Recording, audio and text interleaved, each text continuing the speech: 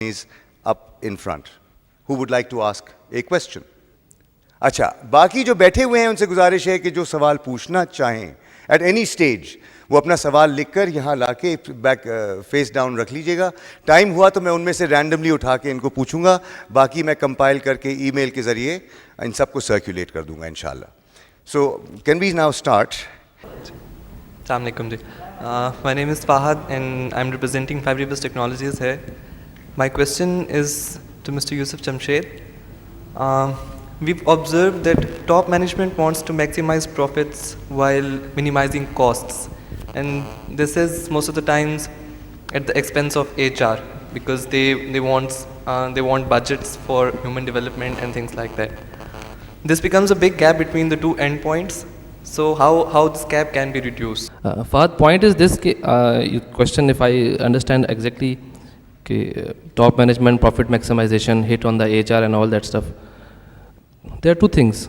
First, which I also addressed, how much me and you or all people sitting here, how many number of times they try to meet the top people, पहली बात. और normally what I have observed कि यार वो तो सुनता ही नहीं है. This needs an exercise. पहली बात कि we should meet and give them awareness कि कितनी किस चीज़ की ज़रूरत है. Parallel, the understanding which Wasif Sahab has also developed कि there is a requirement कि अगर business crunch है या understanding नहीं है और उस back foot पे आके we have to go for that cut. World over हो रहा है और उसमें hype ज़्यादा है. My company is also facing this. The point is this: क्या हमने वो understanding level build किया है? With due respect, we the HR people नहीं build किया हुआ, जिसकी वजह से we could not convince and get convinced them कि इतना कट ना लगाएं. In the morning, Monas shared one very good statement. 30 companies of Dow Jones, out of 60, 30 were in crisis. Latest research ये है कि जितना भी world over downfall आ रहा है, people are more focusing on the human resource development, ताकि जो बच गया है उसको लेके चल पड़े. But again, the point is this: how we should sell it, how we educate them. I always have concern whenever I hear about layoffs, whenever I hear about right sizing. And frankly, why this stage comes. To me personally, if we review every year or every 6 months, or at least once in a year, our headcount, our human resource initiatives, as well as exactly human resource, that is it matching our business need, there will be no need for the layoffs. So sometimes we grow much faster in even recruiting people than what is required. So that results, a perception among the management that we have so many people, so let's cut a couple of headcounts. Or we don't communicate the real value of training and development, so they see, okay, let's cut the training budget. So the way we should move, if we go very objectively for the human resource and the initiatives which we want to take, if we communicate well, then this stage does not come. So my name is Mohyuddin. I'm from EKL as an engineering construction company. My question is to Jamshed and Wasif Sahab as well. To Jamshed is, this is the one question. Okay. My question is, HR managers, HR practitioners have to become the business partner and the member of boardroom. There's any scientific method to calculate the return of investment to become this management partner? This is the question to Jamshed. And first of all, you have touched any way to find out return on investment of talent or people you acquire. I think there's a methodology called balanced scorecard, and there are different methodologies through which you measure the success factor of your strategy. Initially, people used to have 5-year long-range plans. Now they are usually more or less 3-year rolling plans. And realization of the strategy and the role of people and how successful their strategy has been, that is one, that how much you have realized in terms of ROI, return on investment. And there are unique numbers, there are ratios, there are metrics which tells us. But the long range thing is that how successfully you have realized your strategy, which is 3 to 5 years plan. Just to give you an example, like currently my current employer, Coca-Cola, right? We had a 10 years long range plan and we are 6 years into it and we are very successfully into it, right? And we had to get back a certain percentage share of market share from the competition, right? And for that, we required right kind of people. And we had to invest them and they were pricey. We invested them in beforehand. Now, that thing is being realized and that is one benchmark that our return on investment is right. These are some of the ways. I hope I have answered your question.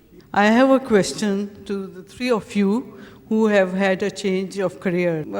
This is not related to strategy or senior management, but to a very practical problem that we are facing, our youth is facing, that when they get their first job, they are not very choosy about it. And later on, they discover that this is not according to their aptitude and they want to have a change. But they have been stamped with their first job, whatever they had. And we as HR people do not help them to get an opening or to help them to change their jobs or their field. How do you do that as a career HR person? If somebody comes to you with a sales experience or any other experience and wants to change his field, do you help them or understand? Well, in the companies that I've worked, we have a management training program. So the graduates come and they work for a year in the management training program. They spend time in all the functions or most of the functions where they can. And then at the end of the day, the feedback that we get from their supervisors who were supervising them during the management training program and also their personal feedback, we place them. But yes, I do agree with you that but that problem is, I think, at our education system. Right from class 8th, we have to decide whether we are going to take science or arts. Then from intermediate, we have to decide are we going to take pre-medical or pre-engineering. And then at the time when we do MBA or we go for engineering, we have to decide is this going to be marketing or finance. So I don't blame our youth or people who are coming into the field. This is the system we had given to them. They should do a graduation and then they should work in the market for a couple of years and then decide which function they want to be in and then go back and complete their studies. Ideally, this should happen. But as far as our organization is concerned, I think management training program gives a little bit of space to these youngsters to find out which area they would like to proceed with their career. Thank you, Asfar. Zahir Saab, you wanted to comment? Ideally, there should be, say, out of 10 schools or some placement, area where people can guide. So we have quite a number of unguided missiles, the youngsters, I always keep in front of me, I'll share with you also, because we have contact on email afterward, one page which is career puzzle. What sort of geography, what sort of organization, what sort of people around, is he or she likes indoor or outdoor job. So if you just focus on that during the interview session, you can just see, we have a couple of people, they came for one job, but we moved them to the other job and they're very successful. For example, customer care in-house job or the field job. So you have to see what sort of. My own daughter went for economics because her elder brother went into economics. So she followed. So I think we have to improve our overall system, but as a HR, we can see, this is one of our role, because if the people like their job, they have